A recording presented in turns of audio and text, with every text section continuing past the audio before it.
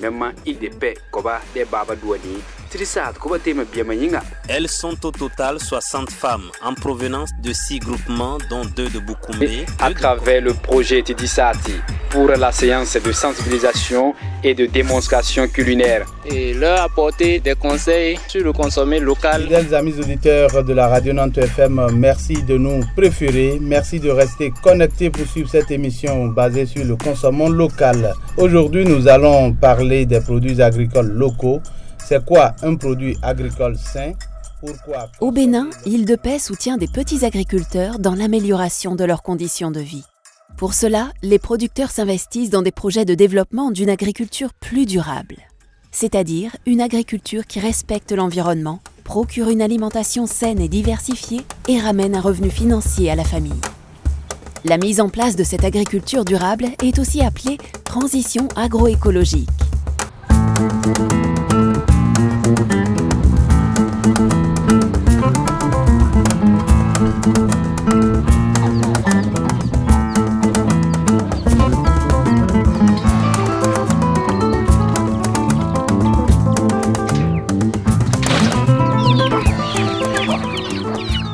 Je m'appelle Théophile, je suis maraîcher à Kobli dans le nord du Bénin.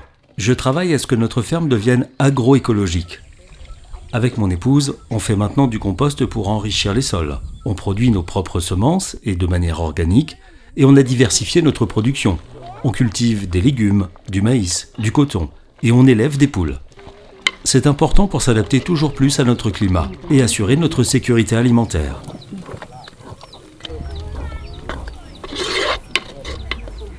Avec d'autres agriculteurs voisins, on s'est mis en regroupement pour notre production de maïs. On stocke nos productions ensemble et on est beaucoup plus fort. D'abord, le maïs est mieux conservé dans le magasin. On vend en gros et puis, grâce à nos stocks de maïs, on nous fait plus facilement confiance si on veut obtenir un prêt. Nous mettons les producteurs ensemble, qui sont les groupements de femmes, les coopératives, les producteurs de maïs et les maraîchers. Ensemble, ils arrivent à mieux vendre. Parce que ce n'est pas l'acheteur qui fixe le prix, mais c'est le producteur qui fixe le prix à l'acheteur. L'autre avantage, quand ils stockent leurs produits, ils attendent la période où le maïs prend de la valeur pour vendre.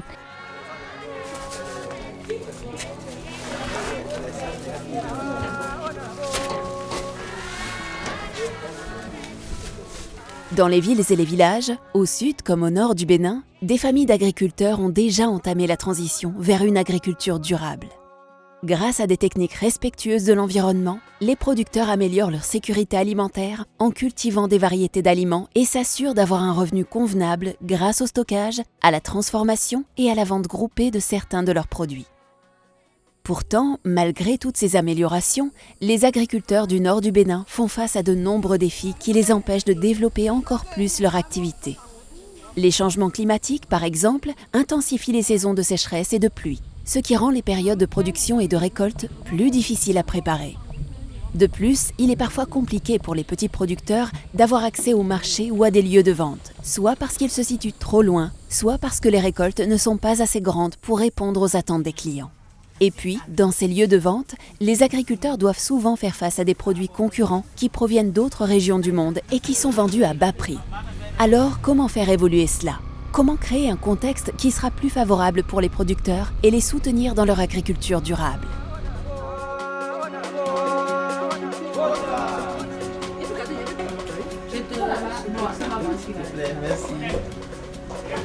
Les entrepreneurs, comme les commerçants et les restaurateurs, peuvent être des leviers en proposant davantage de produits d'agriculteurs de la région.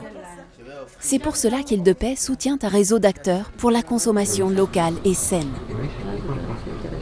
Nous avons mis en place le réseau qui va nous permettre de sensibiliser davantage les populations sur les produits frais ou les produits transformés qui sont disponibles afin de lutter contre l'utilisation, le recours tout le temps aux produits importés et de promouvoir le travail qui se fait par les agriculteurs.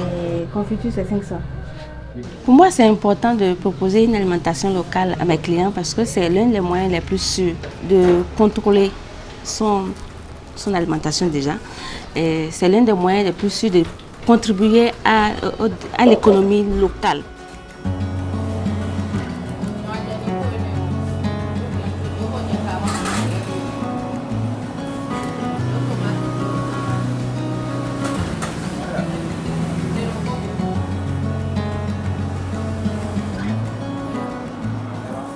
Les paniers bio, c'est une collaboration entre producteurs et consommateurs. Les producteurs ont la responsabilité donc de cultiver des légumes sains qu'on peut manger sans souci donc de maladie. Mais les consommateurs ont la responsabilité donc de payer par avance et de venir chaque semaine récupérer leur panier de légumes. Je suis venu chercher les légumes pour ma famille et moi-même. C'est parce que manger bio, c'est très important pour l'organisme et pour la santé aussi. Je consomme local parce que ça permet de faire travailler des gens déjà au Bénin, de permettre à des jeunes de pouvoir trouver un débouché, un travail et gagner leur vie. Donc c'est plus important que d'enrichir d'autres personnes qui ne sont pas sur place.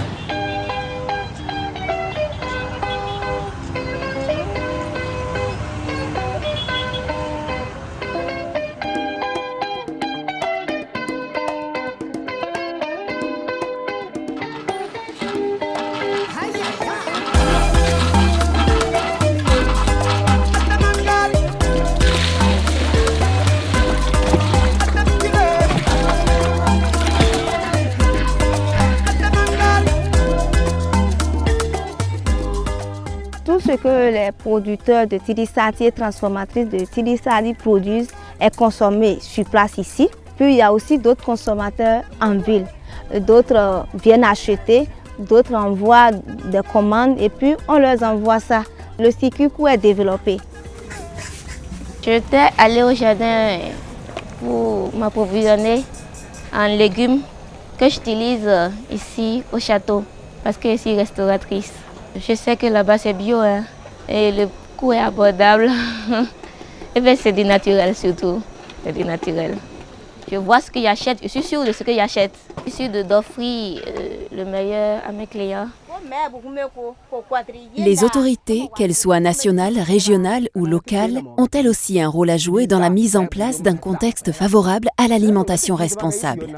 Actuellement, dans la région, nous avons environ 43% d'enfants qui sont en situation d'insécurité alimentaire et de malnutrition. Beaucoup d'actions, beaucoup de projets sont planifiés et prévus à être mis en œuvre, des fois par nous-mêmes mairies ou par l'appui de nos partenaires. Pour aider les agriculteurs, les autorités peuvent par exemple leur faciliter l'accès à la terre et l'accès aux produits organiques. Elles peuvent valoriser la consommation locale par des actions de sensibilisation et de promotion de l'agriculture faite au Bénin. Après le soutien des entrepreneurs et des dirigeants politiques, il faut aussi que les consommateurs prennent conscience que manger des aliments sains et locaux est vital pour eux et pour les agriculteurs béninois. Île de Paix organise donc des émissions radio qui informent un large public sur les bienfaits de l'alimentation durable, organise des démonstrations culinaires et des sensibilisations dans les écoles. Quelles sont les difficultés rencontrées dans la commercialisation de ces produits? Nous allons aborder toutes ces questions tout au long de cette émission. Au niveau village, nous faisons des démonstrations culinaires où on amène les mères éducatrices à faire des mets. On fait la bouillie de soja à base du fonio, du mil, la poudre de baobab. On amène nos parents à consommer local. On sait que c'est difficile, mais ça prend. Quelques années passées, on n'allait pas constater ceci. Tout le monde voulait du spaghetti, la tomate en boîte. Les produits importés sont en effet rentrés dans les habitudes alimentaires des Béninois. Certains agriculteurs vendent leur propre production pour pouvoir acheter le même produit, mais provenant d'Asie ou d'Europe.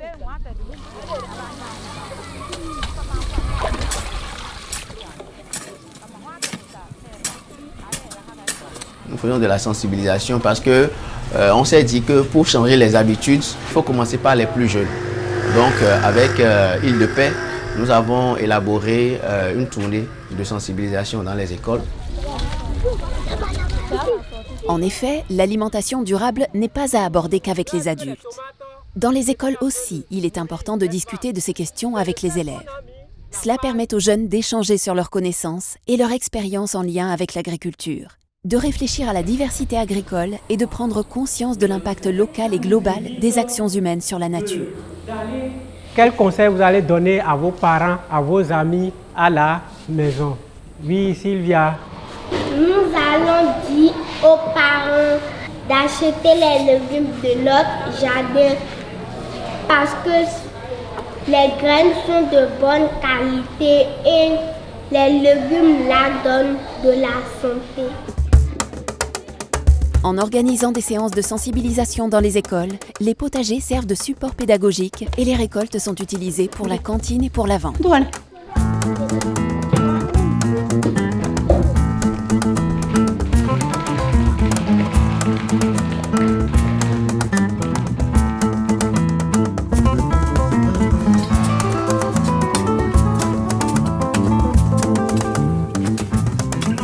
Il y a beaucoup encore de défis par rapport à tout ce qui est consommation locale.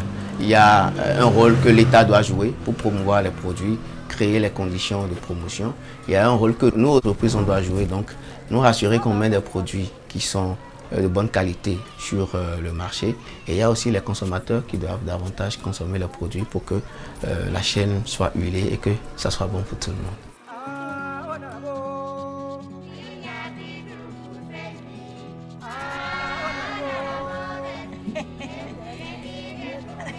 Ce sera en effet positif pour tout le monde.